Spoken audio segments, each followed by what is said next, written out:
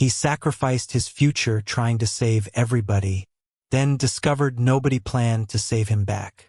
During the biggest years of his football career, while other players were building businesses, buying properties, and preparing for life after football, he was busy feeding relatives, paying school fees, solving family problems, and sponsoring almost everybody close to him.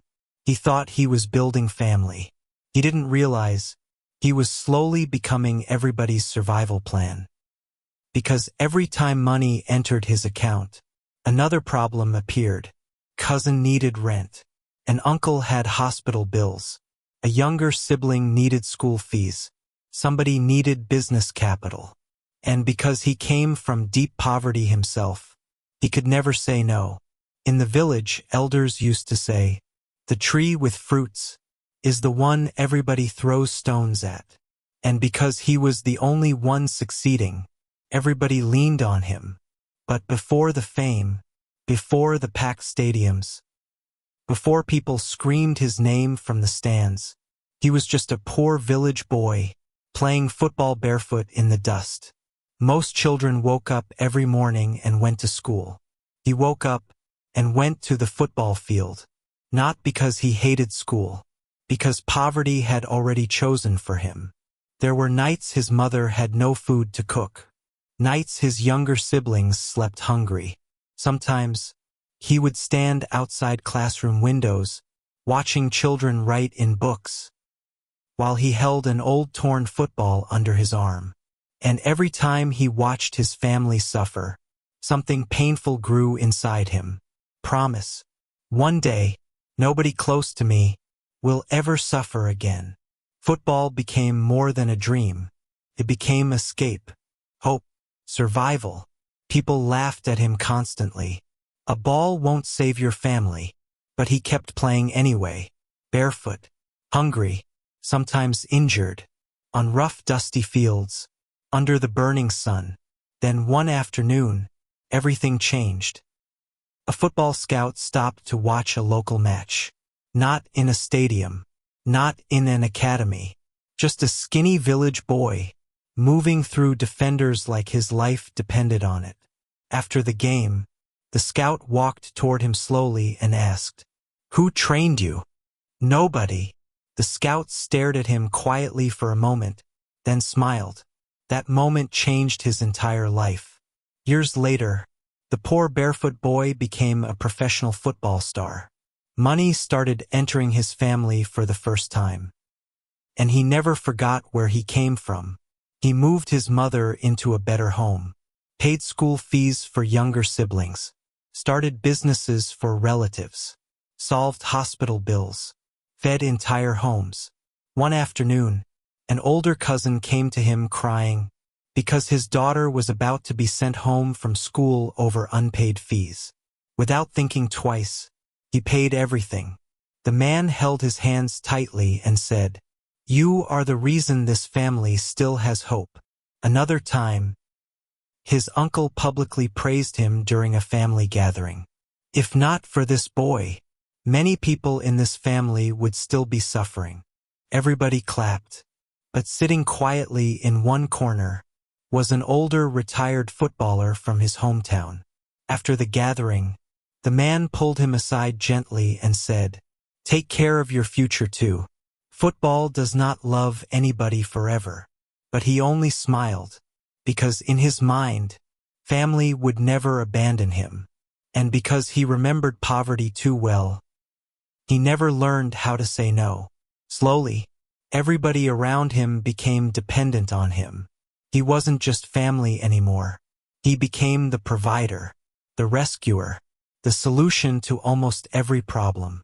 And in Africa, elders also say, when one person carries the whole village on his head, even strong legs will someday shake. That day finally came. Big match, packed stadium, commentators screaming, important club officials watching from the stands. The game was moving fast when he chased a loose ball near the sideline. Then suddenly, pop, a terrible sound came from his knee. Pain exploded through his leg instantly. He collapsed screaming. The entire stadium went silent. One commentator shouted, "This doesn't look good at all." Teammates rushed toward him immediately. He tried to stand, but collapsed again. That was the moment fear entered his heart for the first time. As medics carried him away on a stretcher, he looked up at the stadium lights, with tears forming in his eyes. Deep down, he already knew something was wrong. At first, everybody encouraged him. "You'll recover. You're strong. You'll come back." But the injury was worse than expected. Surgeries failed. Recovery became complicated. Clubs slowly lost interest. Then one day, the contracts stopped completely. For the first time in years, the money stopped entering. And suddenly, everything around him changed. The relatives who once called every morning became difficult to reach. People he built houses for suddenly acted busy. Some stopped checking on him completely. Others even blamed him for not planning his life properly. But the moment that truly broke him happened one rainy evening. His hospital bills had piled up badly. So he called one relative he had once helped start a business. The same man who once called him the family's blessing.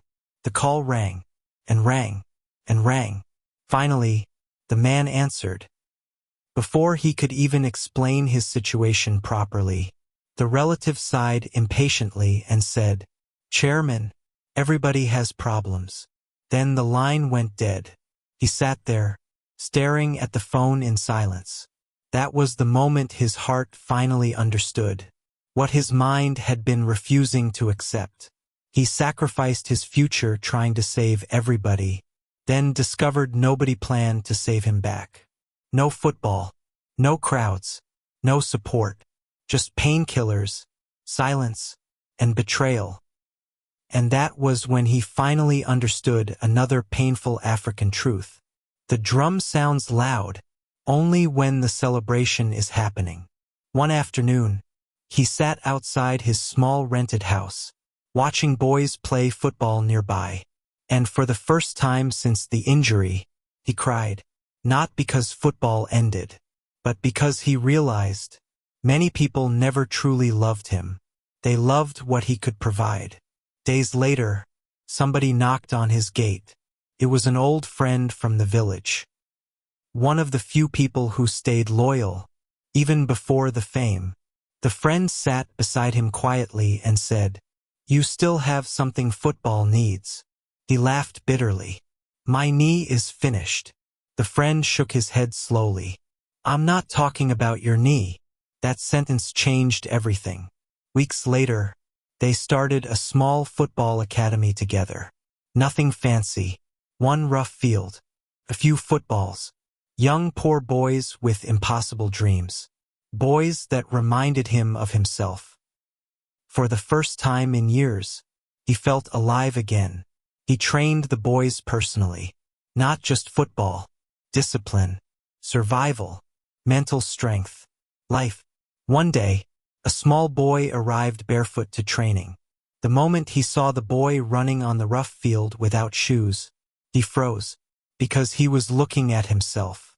The next morning, he quietly bought the boy his first football boots. When the child held the boots in his hands, he started crying. And in that moment, something inside him healed too. Slowly, the academy started growing. Then one player got signed professionally. Then another. Soon clubs started visiting. Sponsors followed. Interviews followed. The academy exploded across the country. Years after football broke him, football gave him a second life. But this time, he became wiser. He still helped people, but not at the cost of destroying himself. Because this time, he finally understood something elders have always known. You cannot pour from a calabash that is already empty. And from that day forward, he stopped carrying people on his back and started teaching people how to stand on their own feet.